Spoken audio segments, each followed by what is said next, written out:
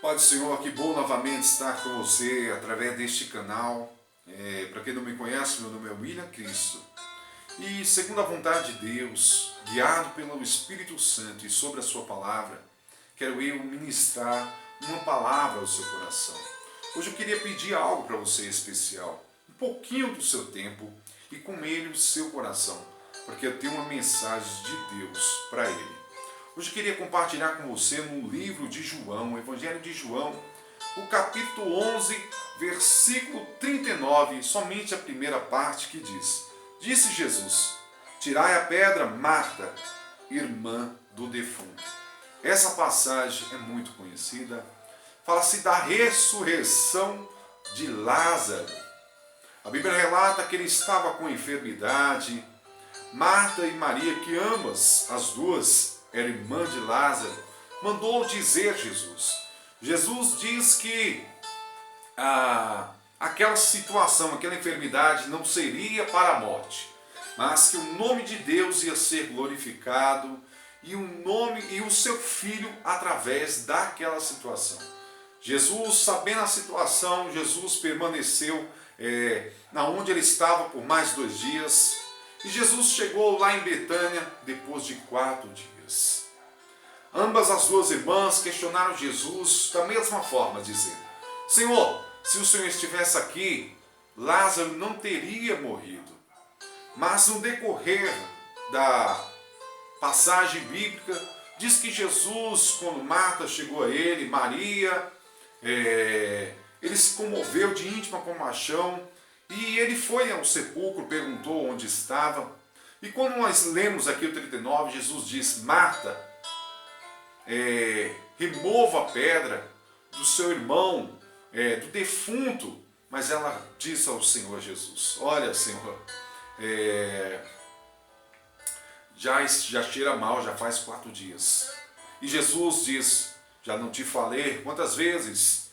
Se tu crer, acreditar, verás a glória de Deus. Jesus, após conversar com Deus, relata a Bíblia que ele mandou remover aquela pedra. Removendo a pedra, Jesus deu voz ativa, voz profética, e chamou e disse: Lázaro, saia para fora. E ele saiu, tiraram as atas dele, e Jesus disse: deixa ele ir. Então hoje eu quero meditar com você nessa passagem, no versículo 39, que Jesus diz: Marta, irmã do defunto, tirai a pedra. Eu quero crer que Jesus sabia, ou ela podia dar voz ativa por ser da família, para que aqueles homens removessem aquela pedra, porque ela não tinha condição, porque precisava de 3 ou 4 pessoas, porque era pesada a pedra. Mas eu quero crer que Jesus estava falando da pedra que estava sobre o seu coração. Porque logo em seguida, após ela dizer: olha, Senhor, já faz 4 dias e cheira mal, é como se Jesus não tivesse condição de fazer nada, Jesus não tivesse possibilidade de fazer nada pela vida de Lázaro, porque já havia morrido.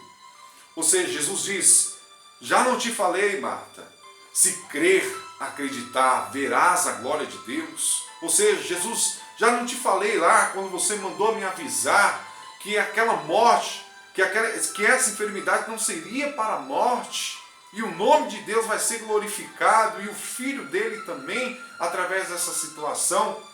Jesus estava falando da pedra que estava no coração dela.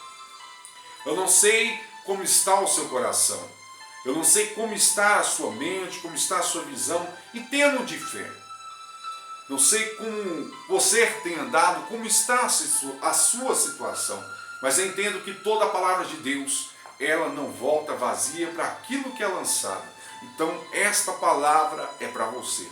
Hoje, a Marta, irmã do defunto, sou eu e você numa linguagem figurativa. Hoje eu quero falar da pedra que está no seu coração, que Jesus tem tentado remover dias, anos, segundos e horas na sua vida, no seu coração, para que a palavra dele possa produzir frutos e efeitos sobre a sua vida. Porque quando há barreira no meu coração, querido, é impossível eu ser terra fértil para a palavra de Deus. Quando não há pedras no meu coração, no seu coração, é impossível entendermos a palavra de Deus. E a primeira coisa que eu aprendo aqui, que quando ela, Marta e Maria, mandaram anunciar, dizer a Jesus, observamos que elas enfatizaram em uma coisa: aquele quem tu amas. Aqui até então tudo bem. Tu amas aquele quem tu amas. Enfatizaram nessa parte, ou seja, querendo tocar Jesus pelo emocional. Jesus, vem depressa.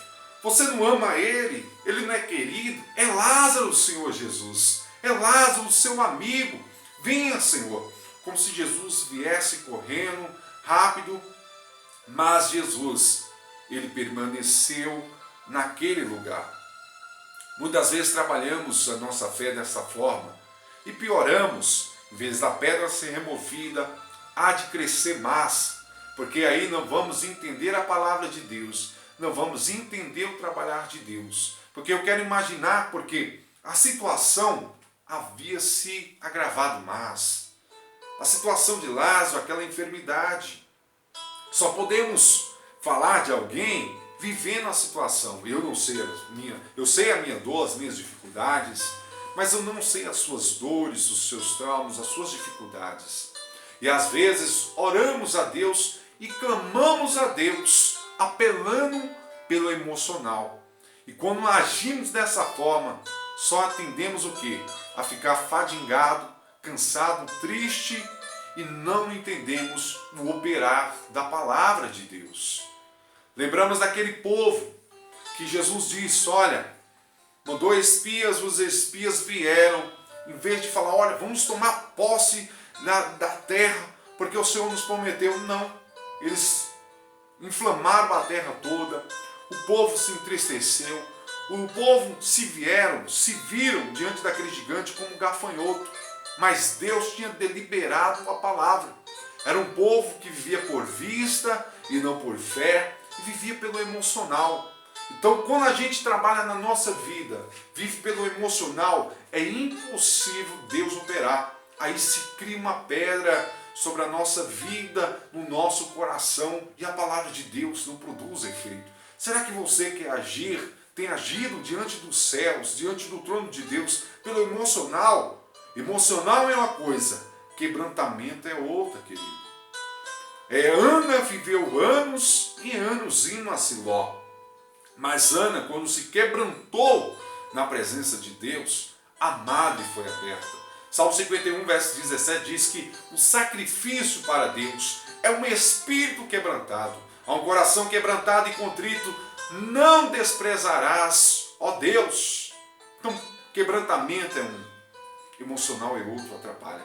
A Bíblia fala daquela mulher que após o profeta ter abrido a madre dela, ela ter hospedado o profeta, diz que a sua criança, o seu filho, trabalhava com o pai, sentiu uma dor forte e veio a ela, o pai entregou a criança estava morta, ela colocou no mesmo lugar que foi profetizado, no quarto do profeta. Só que quando nem o marido sabia, quando perguntou às pessoas, ela diz, vai, tudo bem. O profeta voltou, ressuscitou o seu filho, ou seja, ela não deixou a circunstância tocar o seu emocional.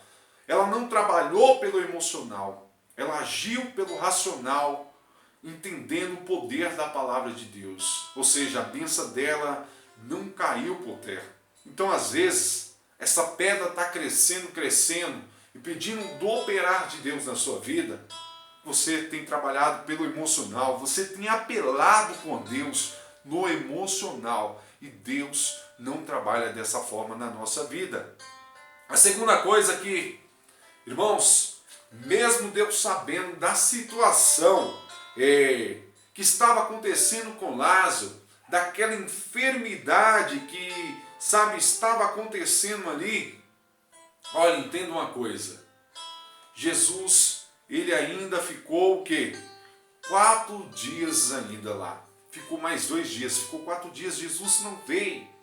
Então, ou seja, o tempo, que você está do outro lado, eu estou aqui, cada um sabe a sua situação.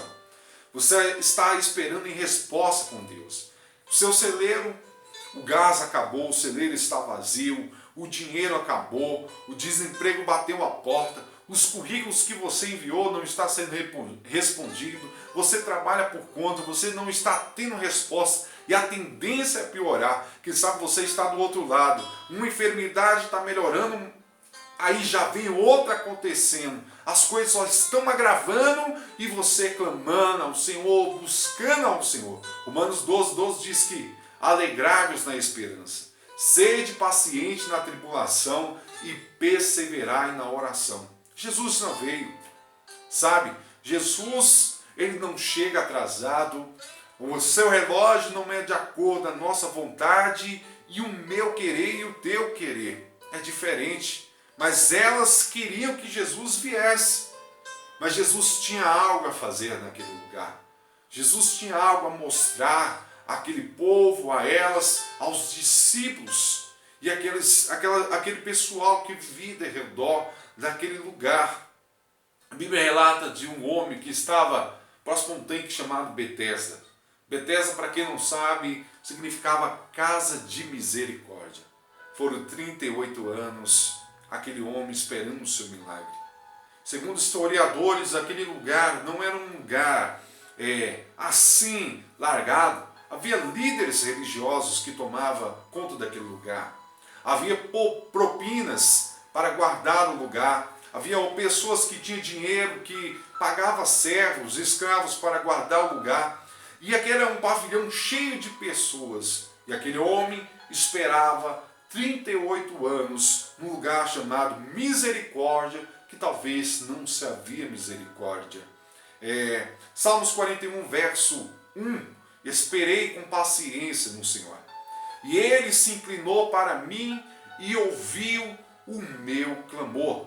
Salmos 17 diz, sou pobre e necessitado, mas o Senhor cuida de mim. Tu és o meu auxílio e o meu libertador. Não te detenhas, ó Deus.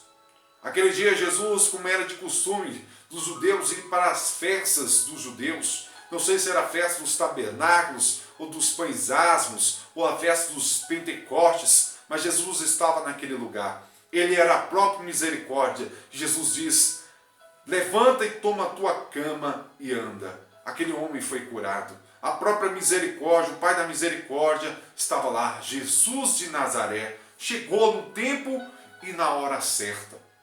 Jesus, ele não atrasa, querido. Jesus, ele vai chegar no tempo e na hora certa, independente da situação. Pode ser que o aluguel esteja atrasado, já pediram a casa, ou seja, você não tem mercadoria, as portas estão fechadas. Ele não chega atrasado. Quem sabe a outra pedra que foi dificultuando corações daquela mulher em meio àquela situação foi que, quando elas disseram, Senhor, se o Senhor estivesse aqui, ele não teria morrido. Senhor, se o Senhor estivesse aqui, ele não teria morrido. Quantas vezes a gente apela para esta forma, desta forma, Senhor, se o Senhor me ama, Senhor, hoje faça isso na minha vida. Senhor, se o Senhor me ama, Senhor, abre a porta de trabalho, Senhor. Se o Senhor me ama, Senhor, entra na minha saúde, entra na minha parentela, cura aquela pessoa, Senhor. Mas para o Senhor ser Deus na minha vida, traga a resposta hoje. Eu quero hoje, Senhor. Se o Senhor não responder, Senhor, eu vou entender que o Senhor não me ama, que não vale a pena estar nos seus caminhos e que o Senhor tem me deixado só. É como se dessa forma falamos com Deus, apelamos com Deus. Mas ela questionar a Deus. A presença de Deus é muito importante. Mas Jesus, ele sempre operou através da sua palavra. Quando vamos em Mateus 4, versículo 4, Jesus venceu Satanás pela palavra. Jesus diz no 4:4, não só de pão viverá o homem, mas de toda palavra que sai da boca de Deus. Tem uns salmos que eu gosto muito, que é o Salmos 119, verso 116, que diz, sustenta-me, Senhor, conforme a tua palavra, para que viva e não me deixes envergonhado da minha esperança. Quando vamos em Gênesis, capítulo 1, versículo 3, diz que a terra estava em trevas, mas Deus diz, haja luz, e houve luz. Há poder na palavra de Deus. Quando eu, Marta, você, Marta, há uma pedra em nossos corações, nós não conseguimos entender o poder da palavra de Deus. A palavra de Deus, ela sempre vai estar adiantada. A palavra de Deus, ela vem sempre estar além. A Bíblia relata que passa-se os céus e a terra, mas a palavra de Deus, ela não passa. Entenda uma coisa, querido. A palavra de Deus, quando elas mandaram anunciar Jesus, Jesus diz, não é para a morte. O nome de Deus vai ser glorificado. Eu tenho algo a fazer através dessa situação. É a mesma coisa que Deus está dizendo para você, Marta. Essa situação não é para a morte. O nome de Deus vai ser glorificado. Mas como Jesus disse, eu digo para você, Marta, retire a pedra do teu coração.